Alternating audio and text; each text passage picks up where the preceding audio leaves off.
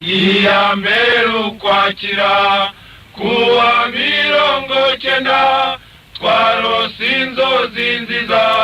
ko tugiye kwambuka mu gitondo cya kare twari dusesekaye ntawadukomye imbere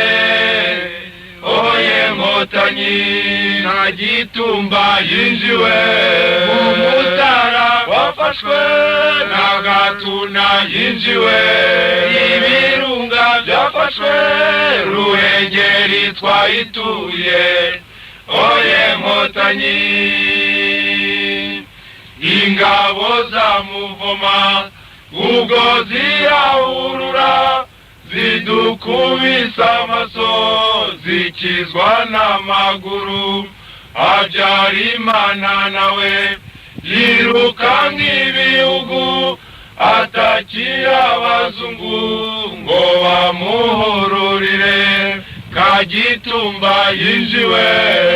mu Mutara wafashwe na Gatuna yinjiwe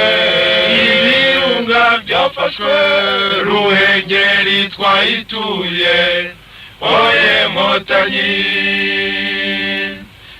Barunyunyusi nabo ngo barite mu gutwi bati nimuhurure tubuze umugaragu ubwo barahurura n'intwaro zikomeye abenshi bo muri bo bariwe n'ibyanira Kagitumba yinjiwe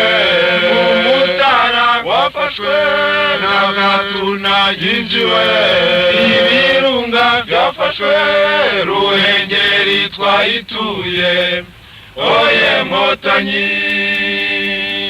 twikoza Ruhengeri tubohora baboshye abenshi bo muri bo bataha mu Nkotanyi nka Majoro Rizinde Komanda Biseruka Muvunanyambo n'abandi oye Nkotanyi Kagitumba yinjiwe mu Mutara wafashwe na Gatuna yinjiwe ibirunga byafashwe